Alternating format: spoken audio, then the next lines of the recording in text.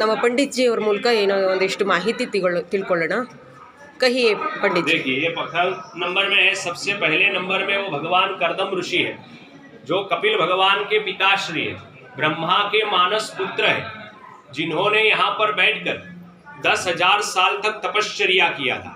और बताया गया है कि जो पूरे सृष्टि में सबसे पहले मैथुन ने सृष्टि की रचना जो किया वो भगवान कर्दम ऋषि ने किया।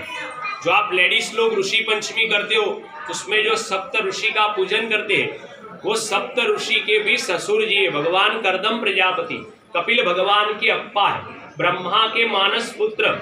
पहले सृष्टि की उत्पत्ति मंत्रों के द्वारा होती थी, तंत्र के द्वारा होती थी, जल के द्वारा होती थी, मगर यहाँ पर कर्दम ऋषि ने सबसे पहले शादी किया और मैथुन ने सृष्टि की रचना किया। वो भगवान कर्दम प्रजापति है, कपिल परमात्मा के अप्पा है। सेकंड नंबर में नमस्कार कीजिए।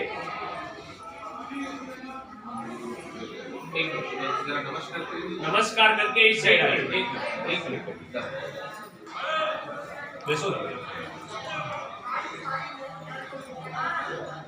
आप तक सुनाई देगी, आप बोलोगे तो मालूम नहीं पड़ेगा। इनके गर्भ से 9 लड़कियों का जन्म हुआ, 9 बेटियों का जन्म हुआ। नवधा भक्ति कला विद्या स्वधा स्वाहा सती हंसोया रावण की नानी हवीरबू, वो सभी अम्मा की बेटियां। इनके गर्भ से नारायण ने जन्म धारण किया, कपिल अवतार धारण किया, और भगवान के नेत्र से जो बिंदु गिरा उसका नाम पड़ा ये हर्ष बिंदु सरोवर। ये सरोवर इतना पवित्र है, इसमें प्रोक्षण करने से, स्नान करने से, दर्शन मात्र से भी अपना दूसरा जन्म प्राप्त नहीं होता है।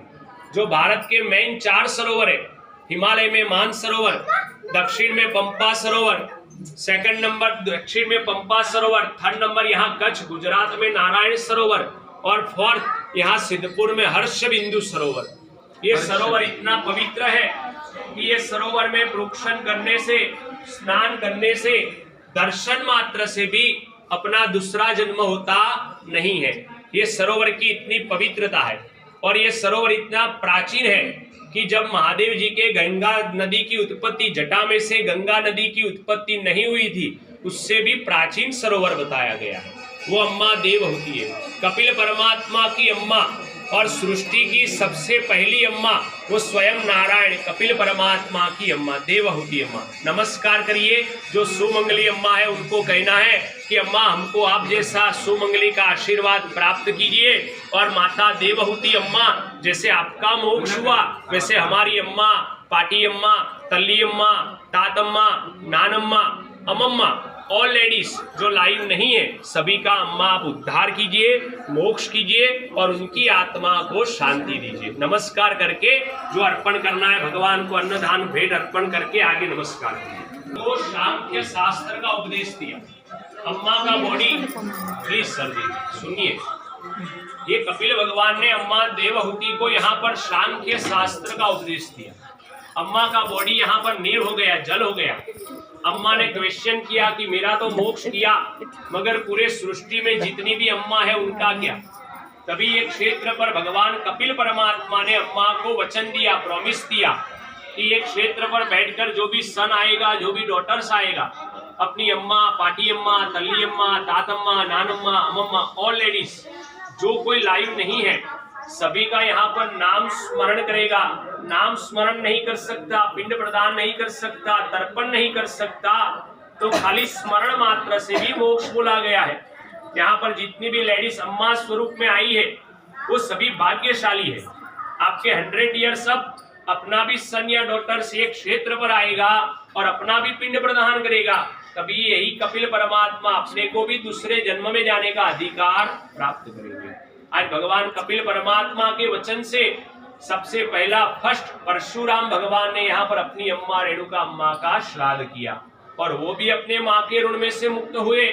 वो भी यहाँ पर वचन दे के गए कि जैसे मैं यहाँ पर मुक्ति हुआ वैसे यहाँ पर जो भी सन आएगा, जो भी डॉटर्स आएगा, और कोई गया में बेटी पिंड प्रदान कर सकती नहीं है, यहाँ पर बेटी को भी अधिकार है। इसीलिए एक क्षेत्र को मात्र गया बोला गया है। वो एक क्षेत्र का प्राधान्य देव है कपिल परमात्मा, और ये लास्ट में है मात्र गया।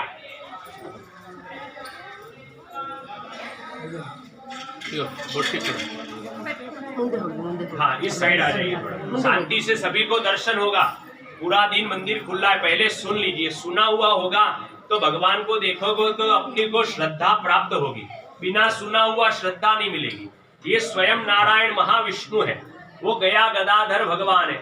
जो आप पूरे भारत भर में जाओगे मगर गरुड़ पर बैठे हुए भगवान आपको बहुत कम दिखाई देंगे। जो स्वयं यहाँ पर गरुड़ पर बैठकर आए थे और अपनी अम्मा देवहूति को मोक्ष प्रदान किया था। आज आप लोग भी यहाँ पर आए हैं, यहाँ पैसा दान नहीं चढ़ाओगे चलेगा, मगर अपना गोत्र का उच्चारण करना है।